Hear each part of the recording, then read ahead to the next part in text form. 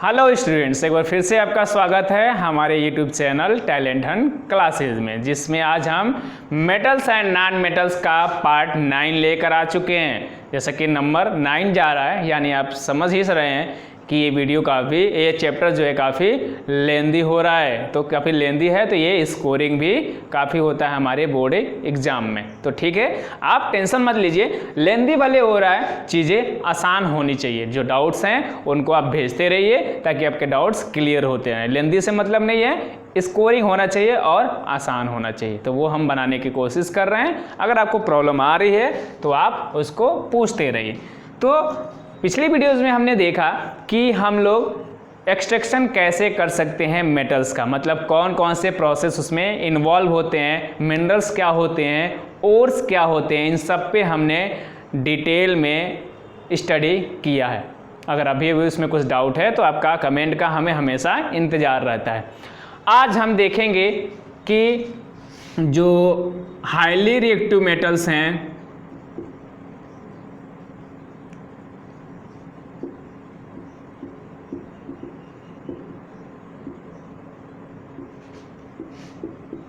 Moderate reactive metals and less reactive metals. जैसे हमने बताया कि रिएक्टिविटी सीरीज को हमने 3 टाइप में डिवाइड कर दिया है उनके रिएक्टिविटी के बेस पे। तो अब हमने पिछले वीडियो में भी जाना कि इन तीनों के लिए जो हमारा स्टेप है, यानी second step conversion of metal और इनटू इट्स मेटल, वो वैरी करता है। तो आज हम इनको अलग अलग देखेंगे कि हाईली रिएक्टिव मेटल्स को कैसे एक्सट्रैक्ट करेंगे, फिर देखेंगे कि मॉडरेट को कैसे एक्सट्रैक्ट करेंगे और लेस को कैसे एक्सट्रैक्ट करेंगे। तो चलिए आज शुरू करते हैं हम लोग extraction of highly reactive metals. तो आज का हमारा टॉपिक है extraction of highly reactive metals. तो जैसे कि हमने पिछले वीडियो में बता रखा है कि किसको किसको हम लोग हाईली रिएक्टिव मेटल में रखें, potassium, sodium, calcium, magnesium and aluminium. इन पांचों को हमने हाईली रिएक्टिव मेटल में बना रखा है, डिवाइड कर रखा है। तो आज हमें इनके एक्सट्रैक्शन के बारे में पढ़ना है कि कौन से स्टेप्स इन्वॉल्व होते हैं इनके ओर्स को से इनको प्राप्त करने में। हाउ कैन वी ऑब्टेन और how can we extract these metals from their ores. तो शुरू करते हैं। तो जैसे कि हमने बताया कि हाईली रिएक्टिव मेटल्स जो होते हैं, या तो वो क्लोराइड्स के फॉर्म में पाए जाते हैं या तो ऑक्साइड्स के फॉर्म में पाए जाते हैं। यानी अगर सोडियम है या पोटेशियम है तो या तो पोटेशियम क्लोराइड या तो पोटेशियम ऑक्साइड या एल्यूमिनियम ऑक्साइड, इस फॉर्म में ये पाए जाते हैं। इन्हीं के तरह के कंपाउंड में ये मिलते हैं हमें। तो अगर इनके जो ऑक्साइड्स हैं, पोटेशियम ऑक्साइड या सोडियम ऑक्साइड या एल्यूमिनियम ऑक्साइड की बात करें, तो ये चूंकि हाईली रिएक्टिव मेटल्स होते हैं तो जो इनकी बॉन्डिंग होती है वो काफ़ी स्ट्रांग होती है और ये सिंपली कार्बन से रिड्यूस नहीं हो सकते हैं। मतलब जो अगर लेस रिएक्टिव मेटल्स अगर ये होते तो इनको हम लोग सिंपली कार्बन से रिड्यूस कर सकते, मतलब सिंपली इनको अगर कार्बन से रिएक्शन करा देते तो इनसे ऑक्साइड अलग हो जाता और मेटल हमें मिल जाता। तो काफ़ी सिंपल स्टेप हो जाता है, लेकिन इनको हम लोग कार्बन से रिड्यूस नहीं कर सकते because they are highly reactive metals, so we can not reduce them from carbon. तो इनको रिड्यूस कैसे करते हैं, तो वहां पे जो प्रोसेस यूज होता है वो होता है इलेक्ट्रोलिटिक रिफाइनिंग या इलेक्ट्रोलिटिक प्रोसेस या इलेक्ट्रोलाइसिस। हम लोग रिफाइनिंग मत लिखें, अगर हम लिखें इलेक्ट्रोलाइसिस, डायरेक्ट इलेक्ट्रोलाइसिस। इलेक्ट्रोलाइसिस करते हैं। इलेक्ट्रोलाइसिस का मतलब आप समझ सकते हैं। इलेक्ट्रोलाइसिस का मतलब क्या होता है कि किसी सॉल्यूशन में इलेक्ट्रिसिटी पास करना ही क्या कहलाता है, इलेक्ट्रोलाइसिस कहलाता है। तो आप जैसे कि अगर हम एग्जांपल लें इलेक्ट्रोलाइसिस ऑफ सोडियम क्लोराइड, तो इसको हम लोग समझ लें कि रॉक साल्ट से हम लोग सोडियम कैसे गेन कर सकते हैं, कैसे एक्सट्रैक्ट कर सकते हैं, तो बाकी चीज़ें भी आसानी से समझ में आ जाएंगी। तो क्या किया जाता है, सोडियम क्लोराइड को, अब यहाँ पे जो बात आएगी तो आप कई जगह यहाँ पे कंफ्यूज हो सकते हैं कि इसका मोल्टेन स्टेट और एक्वस स्टेट में क्या अंतर है। मोल्टेन स्टेट का मतलब इसको मेल्ट करके थोड़ा सा लिक्विड की तरह से बनाना, और एक कंडीशन होता है कि इसमें H2O मिला देना। तो H2O जब मिला दिया जाता है तब इसको इलेक्ट्रोलाइसिस नहीं किया जाएगा, वो अभी हम इस टॉपिक में ही बताएंगे थोड़ा सा आगे। क्यों वाटर एक्वस सोल्यूशन इसका नहीं लिया जाता है। जब भी लिया जाता है तो मोल्टेन स्टेट में लिया जाता है सोडियम क्लोराइड को। क्यों, वो अभी बताते हैं आगे आपको, ठीक है। तो क्या करते हैं हम लोग, सबसे पहले सोडियम क्लोराइड लेते हैं और उसमें इलेक्ट्रिसिटी पास करते हैं, तो हमें सोडियम अलग मिल जाता है और क्लोरीन अलग मिल जाता है, ठीक है। ये इस तरह से मिल जाता है, ये हमें बाद में दिखता है, लेकिन इसमें एक्चुअली स्टेप्स कौन कौन से इन्वॉल्व होते हैं वो देख लें। तो सोडियम जो होता है वो हमें मिलता है कैथोड पे, जबकि जो क्लोरीन होता है वो हमें मिलता है एनोड पे। इसमें जो होता है, जो स्टेप्स होते हैं एक्चुअली, जब हम लोग सोडियम क्लोराइड को हीट करते हैं, क्या करते हैं हम लोग, बीकर में ग्रेफाइट या एक तरह कहें तो कैथोड ओर और एनोड ओर लेकर उसको बैटरी से अटैच कर देते हैं और इसमें मोल्टेन सोडियम क्लोराइड ले लेते हैं, और जैसे इसमें इलेक्ट्रिसिटी पास करते हैं तो ये एक कैथोड प्लेट और एक एनोड प्लेट। जो कैथोड होता है वो निगेटिव होता है और एनोड जो होता है वो पॉजिटिव होता है, आप ये पहले भी जान चुके हैं। तो कैथोड पे जो सोडियम होता है वो आ जाता है और एनोड पे क्लोरीन आ जाता है। कैसे, जो सोडियम होता है यहाँ से सोडियम क्लोराइड से वो अलग होता है, जैसे ये अब ब्रेक होगा सोडियम क्लोराइड तो किस फॉर्म में मिलेगा, सोडियम प्लस के फॉर्म में, और क्लोरीन माइनस के फॉर्म में, इस दो फॉर्म में मिलेगा। तो उसको हम लोग क्या करते हैं, एक मिनट,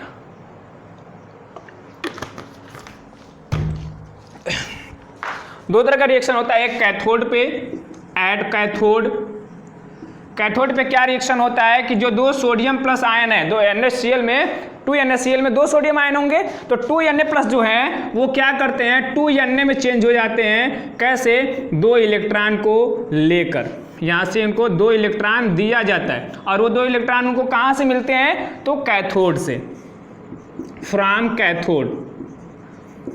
कैथोड प्लेट से उनको, कैथोड रॉड से उनको दो इलेक्ट्रॉन मिल जाते हैं, जो कि क्यों मिल जाते हैं, क्योंकि वो नेगेटिवली चार्ज होता है। नेगेटिवली चार्ज मतलब उसके पास इलेक्ट्रॉन होते हैं। तो अब ये चेंज हो जाता है 2Na, यानी ये गैसियस फॉर्म में आ जाता है, ठीक। उसी तरह से एट एनोड कौन सा रिएक्शन होता है, सेकेंड स्टेप जो होता है कि इसमें भी जो 2 क्लोराइड आयंस हैं वो क्या करते हैं, दो इलेक्ट्रॉन अपने रिलीज कर देते हैं। किसको भाई, ये Cl2 बन जाते हैं, किसको दे देते हैं अपने दो इलेक्ट्रॉन, 2 एनोड रॉड, वो एनोड रॉड को दो इलेक्ट्रॉन आसानी से दे देते हैं और अलग हो जाते हैं और इनका ये न्यूट्रल फॉर्म बन जाता है। तो इस तरह से दो स्टेप जो होता है, कैथोड पे ये रिएक्शन होता है और एनोड पे ये रिएक्शन होता है, जिससे सोडियम क्लोराइड से सोडियम और क्लोरीन अलग अलग हो जाते हैं।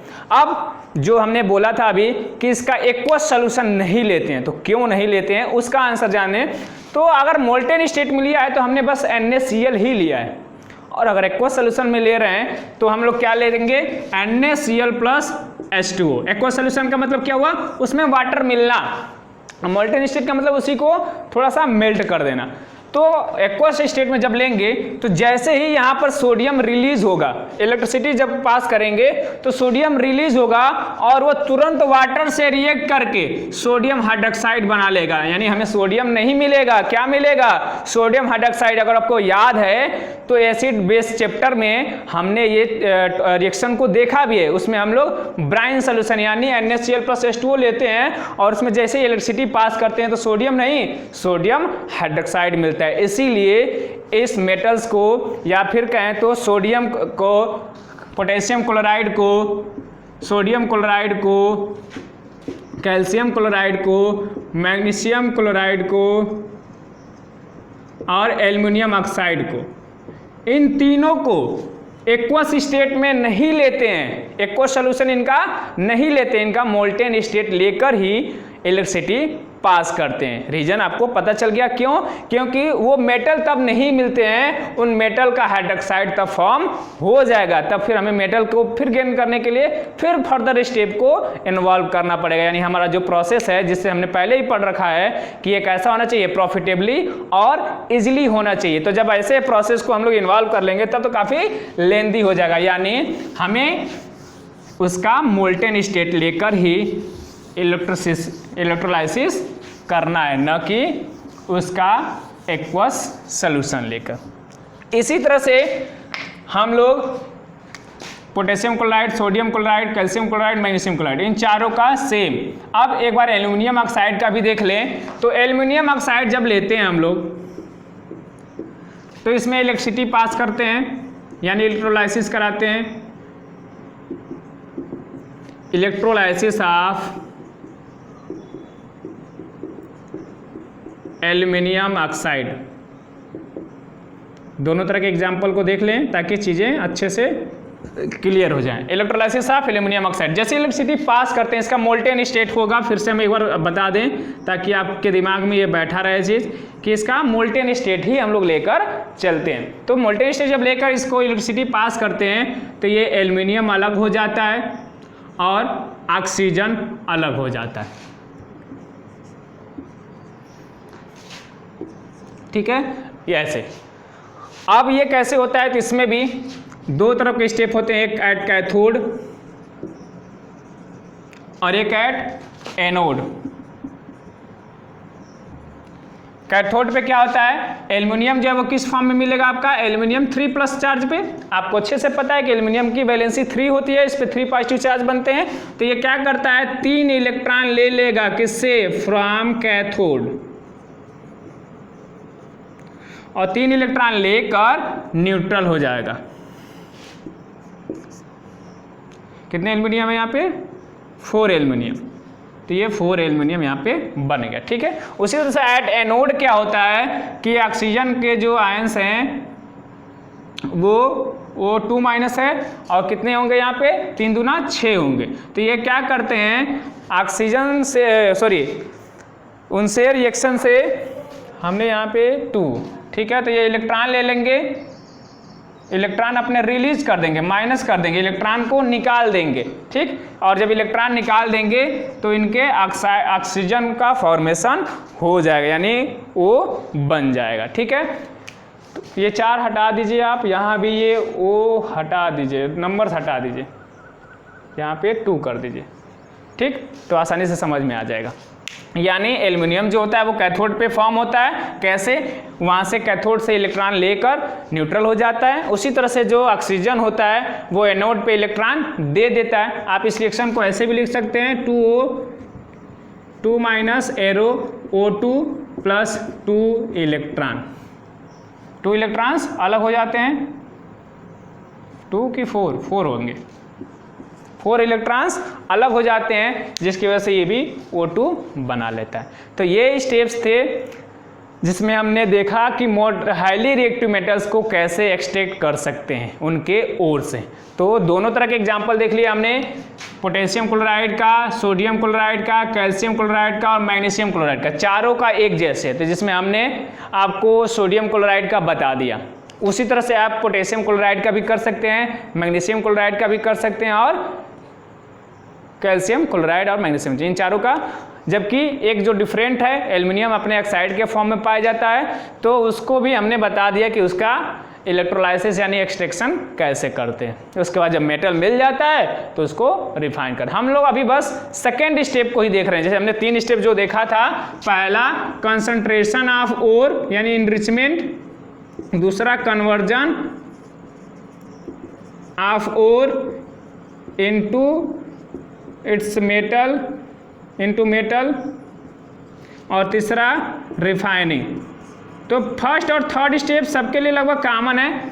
ये सेकेंड स्टेप को ही हम लोग अब डिटेल में देख रहे हैं। सेकेंड स्टेप में ही हमने देखा कि हाईली रिएक्टिव मेटल्स के जो ओर होते हैं उनको मेटल्स में कैसे कन्वर्ट किया जाता था, कैसे किया जाएगा या किया गया है। तो इस पे आज ये वीडियो था जिसमें हमने देखा कि कैसे हम लोग हाईली रिएक्टिव मेटल्स को कन्वर्ट कर सकते हैं उनके ओर्स में। वीडियो अगर पसंद आया होगा या आ जाए तो लाइक कर दीजिएगा और कमेंट करके बता दीजिएगा कि अगर कोई प्रॉब्लम हो रही है तो, और अच्छा लग जाए तो शेयर भी कर दीजिएगा। ठीक है, फिर मिलते हैं हम लोग नेक्स्ट वीडियो में जिसमें हम लोग मॉडरेट रिएक्टिव मेटल्स को देखेंगे कि कैसे उसका एक्सट्रैक्शन कर सकते हैं।